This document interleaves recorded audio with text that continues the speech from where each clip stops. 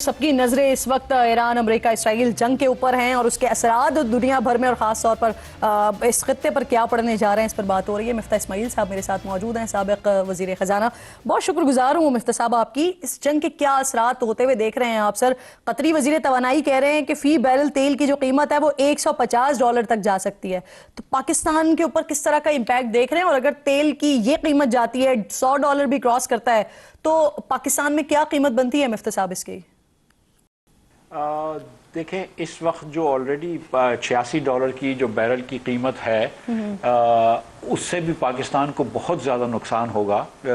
جو ہم تو $60-70 کے یوزڈ ہیں، تو $87 میں بھی ہم کو بہت نقصان ہو رہا ہے۔ تو خدا نخواستہ اگر $100 چلے گئی تو بہت ہی اوپر ہو جائے گا۔ آپ اس $87 پہ جو آج کل جو ہو رہی ہے، پاکستان میں جو پیٹرول کی پرائس اور ڈیزل کی پرائس ہوتی ہے، وہ ایک سنگاپور کا وہ انڈیکس ہوتا ہے پلیٹ کی ڈیلی ایوریجز سے کر کے کرتے ہیں۔ ابھی ہمیں نہیں پتا کہ کیا ہوگا پلیٹ کا، لیکن اس وقت جو اندازہ ہے وہ یہ ہے کہ 30 سے 35 روپے پیٹرول کی قیمت بڑھے گی اور تقریباً 50 روپے ڈیزل کی قیمت بڑھے گی۔ اسی وجہ سے پاکستان میں آج کل جو ہے وہ ہورڈنگ ہو رہی ہے۔ پیٹرول پمپ والے اور دیگر لوگ جو ہے وہ پیٹرول جو ہے وہ اپنی ٹنکیوں میں رکھ رہے ہیں، بیچ نہیں رہے، نوئنگ فیکٹ کہ 15 تاریخ کو پرائس بڑھ جائے گی۔ تو اس لیے آپ نے دیکھا ہے کہ کئی پیٹرول پمپ لائنیں لگی ہوئی ہیں، صارف بھی ڈرا ہوا ہے، لیکن پاکستان میں اس سے ایک مہنگائی کی لہر بڑھے گی۔ اچھا مفتہ صاحب، ایک اور بھی سچویشن ہوئی ہے نا، ابھی امریکہ نے رشیا سے تیل لینے کی چھوٹ دی ہے بھارت کو 30 دن کے لیے۔ تو ماضی میں ہم بھی رشیا کے ساتھ ایک ڈیل کر چکے ہیں، بلکہ حال ہی میں ہماری ایک کمپنی نے بھی امریکہ سے کنٹینرز منگوائے ہیں۔ تو کیا ہمارے لیے وائبل ہیں یہ آپشنز اگر ہم اس پر جانے کی کوشش کریں تو؟ پاکستان نے ایک مرتبہ پچھلی حکومت میں، شہباز شریف صاحب کی حکومت میں، رشیا سے بھی منگوایا تھا، ایک بائیکو ریفائنری نے منگوایا تھا۔ پاکستان کی ریفائنریز جو ہیں وہ رشیا کے تیل کے لیے بہت زیادہ وہ اس طرح آپٹمائز نہیں ہیں۔ ہم جو ہے وہ عربین لائٹ کروڈ زیادہ چلاتے ہیں، اتنا ہیوی کروڈ نہیں چلا سکتے۔ انڈیا کی ریفائنریز جو ہیں وہ رشیا کے کروڈ کے لیے آپٹمائزڈ ہیں۔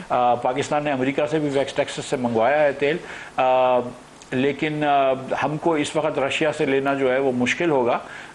ہم کو تو یہ جو ابھی تیل ہے وہی لینا پڑے گا۔ ابھی ہمارے پاس ریفائنری میں جو کروڈ ہے وہ کم از کم 15 مارچ بھی تک کا ہے، اور شپس ہم نے لے لی ہیں، تو 25 مارچ تک ہمارے پاس ریفائنری کا کروڈ ہے، اور آج سے 30 دن تک کا ہمارے پاس پیٹرولیم اور ڈیزل کے پروڈکٹ بھی موجود ہیں۔ ہمیں کوئی شارٹیج کا اس وقت خطرہ نہیں ہے، صرف ہورڈنگ کی پریشانی ہے۔ سر، اس پر کہہ رہی ہے نا حکومت نے، ہم نے چیک رکھا ہوا ہے، جہاں بھی ذخیرہ اندوزی کی جائے گی ان کے لائسنس بھی کینسل کریں گے، کارروائی بھی ہوگی ان کے خلاف، اس سے فائدہ ہوگا اور یہ ہوگا۔ ظاہر ہے کہ جیسے ہم 15 کے قریب جائیں گے تو حکومت یہ ہورڈنگ بڑھ جائے گی۔ آخری دنوں میں پیٹرول پمپ والے جو ہیں وہ لاکھ لیٹر اپنے پاس ٹنکی میں رکھ لیں گے۔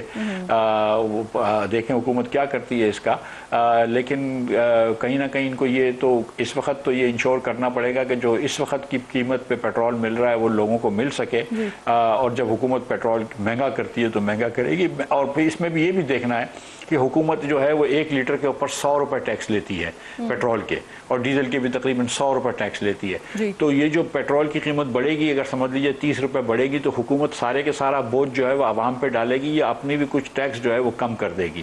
ہم یہ دیکھنا چاہتے ہیں کہ حکومت اکثر بات کرتی ہے کہ اچھا مفتہ صاحب، مسئلہ یہ ہے نا کہ یہ مسئلہ صرف پیٹرول اور ڈیزل کا نہیں ہے، گیس بھی تو سر ایک بڑا مسئلہ ہے۔ فرٹیلائزر سیکٹر، ان کو آلریڈی سپلائی ہم نے آدھی کر دی، قطر سے جو 8 کارگوز آنے تھے اس میں سے صرف 2 ہی آ سکیں۔ تو ایسے میں ہمارے پاس کیا آپشن رہ جاتا ہے کہ جو ہماری مقامی گیس ہے وہ اتنی ہے کہ اس ساری سچویشن میں ضروریات کو پورا کر سکیں؟ ہمارے پاس مقامی گیس اتنی نہیں ہے کہ ہم اپنی نیڈز پوری کر سکیں، جس کی وجہ سے آپ نے صحیح فرمایا کہ آلریڈی ہم نے فرٹیلائزر کو سوئی گیس سدن والوں نے فرٹیلائزر کا گیس کاٹ دی ہے۔ میرے خیال سے کچھ دنوں میں آپ دیکھیں گے کہ ناردرن بھی تقریباً گیس کاٹ دے گی فرٹیلائزر کی۔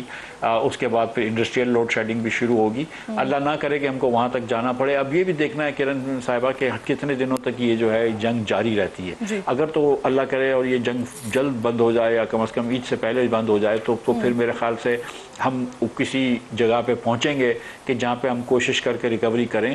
لیکن اگر یہ ایک طویل عرصے تک چلے گی تو پھر اس جنگ کے بعد پاکستان کی تو حالت بڑے ابتر سے مزید ابتر ہو جائیں گے، لیکن دنیا کی معیشت جو ہے اس کو بھی بڑی ٹھیس پہنچے گی۔ مغربی ممالک، امریکہ، ان ممالک کو بھی بہت لمبا نقصان ہوگا۔ تو کتنے عرصے تک یہ جنگ چلتی ہے؟ اگر 1-2 مہینے جنگ چل گئی تو this world will change as we know it. مفتہ صاحب 2022 میں جب رجیم چینج ہوا تھا تو اس سے پہلے کی تو صورتحال ہمیں بتایا جاتا تھا ملک ڈیفالٹ کرنے کے قریب تھا, بڑی خراب صورتحال بتائی جا رہی تھی, لیکن اس کے بعد آنے والی حکومتوں نے جو حال کیا وہ سب ہمارے سامنے ہے. مسلم لیگ نون یہ دعویٰ تو کرتی ہے کہ معیشت بہتر ہو رہی ہے, لیکن اگر اسٹیٹ بینک کے میں نمبرز دیکھتی ہوں تو وہ یہ بتاتے ہیں کہ وفاقی حکومت نے 1 سال میں قرضوں کے سارے ریکارڈ توڑ دیے ہیں سر. 7,000 سے زائد قرضوں میں اضافہ ہوا ہے. اس میں کوئی ڈاؤٹ نہیں ہے آپ جو فرما رہی ہیں کہ ہم قرضے بڑھے گئے ہیں, لیکن پچھلے 2 سالوں کے اندر جو شہباز شریف صاحب کو انٹرنیشنل انوائرمنٹ ملا تھا وہ بہت اچھا ملا تھا. جب پی ڈی ایم کی حکومت آئی تھی اپریل کے اندر تو اس وقت پیٹرول کی قیمت جو تھی انٹرنیشنلی $100 سے زیادہ تھی جی. اس وقت مسلم لیگ نون کی حکومت جو تھی وہ فوراً پیٹرول مہنگا نہیں کرنا چاہ رہی تھی, جو کہ کر لینا چاہیے تھا اور تاکہ یہ شارٹیج ختم ہو جائے اور ہمارا فورن کرنسی بچ جائے. لیکن آج جو ہے آپ دیکھیں کہ حکومت $100 جو ہے $100 جو ہے لیٹر کے اوپر ٹیکس لے رہی ہے. سو شہباز شریف صاحب کو $60 کا $70 کا $65 کا تیل ملا ہے دنیا بھر میں. کموڈٹی کی سپر سائیکل جو بڑی ہوئی تھی وہ نیچے ملی ہے ان کو, اور ان کے پاس یہ فسکل سپیس تھی اور انٹرنیشنل سپیس تھی کہ اس میں پاکستان میں کچھ فنڈامنٹل ریفارمز کر سکتے. انہوں نے نہیں کیے. آج آپ دیکھیں مہتاب حیدر صاحب کی خبر ہے کہ 400% ٹیکس بڑھایا گیا ہے نوکری پیشہ لوگوں کا 2019 سے لے کر اب تک. پچھلے سال صرف 47% ٹیکس بڑھا ہے نوکری پیشہ لوگوں کا. آج جو نوکری پیشہ لوگ ہیں وہ پاکستان کے تمام برآمد کی انڈسٹری, پاکستان کے تمام ریٹیلرز, تمام ہول سیلرز, اور اس کو ملا کر جتنا ٹیکس دیتے ہیں اس سے زیادہ ٹیکس دیتے ہیں. بالکل ٹھیک ہے سر. آخر میں مجھے یہ فرما دیجئے, آپ نے مریم نواز کے لگژری جہاز کا معاملہ ٹیک اپ کیا تھا, اب تو بات یہاں تک آ گئی ہے کہ اس جہاز کے پائلٹ بھی غیر ملکی ہیں اور تقریباً کوئی 50-60 کروڑ سے اوپر کے اخراجات بھی ہو گئے. 86 کروڑ روپے کا خرچہ ہے میرے خیال سے. دیکھیں کل ہے نا ڈونلڈ ٹرمپ نے ایک ان کی سیکٹری تھی, وزیر تھی ان کی, جس کو ہوم لینڈ سیکیورٹی کہتے ہیں, ہمارے انٹیریئر منسٹری سمجھ لیجئے, اس کی سیکٹری, اس کی جو وزیر تھی کرسٹی نوم, ان کو انہوں نے فائر کیا. اور ان کے اوپر جو ایک الزام تھا وہ یہ تھا کہ انہوں نے ایک جہاز اپنا لیا ہوا تھا جس میں ایک پلنگ بھی تھا اور بڑا کمفرٹیبل جہاز تھا. تو یہ دنیا بھر میں دیکھا جاتا ہے, یہ آپٹکس بھی بری لگتی ہیں کہ اب یہاں ملک جو ہے وہ غریب ہو رہا ہے, لوگ جو ہیں ان کو کھانے پینے کے پیسے نہیں ہیں, اور حکمران جو ہیں وہ مطلب نئے جہاز خرید لیں اور زیادہ کمفرٹیبل جہاز خرید لیں اور بڑے بڑے جہاز خرید لیں. تو یہ چیزیں انسیملی لگتی ہیں, اور میں سمجھتا ہوں کہ ایسی چیزوں سے اگر اجتناب کیا جائے تو بہتر ہے. صحیح, بہت بہت شکریہ آپ کا. مفتہ اسماعیل صاحب پروگرام میں آپ ساتھ موجود تھے.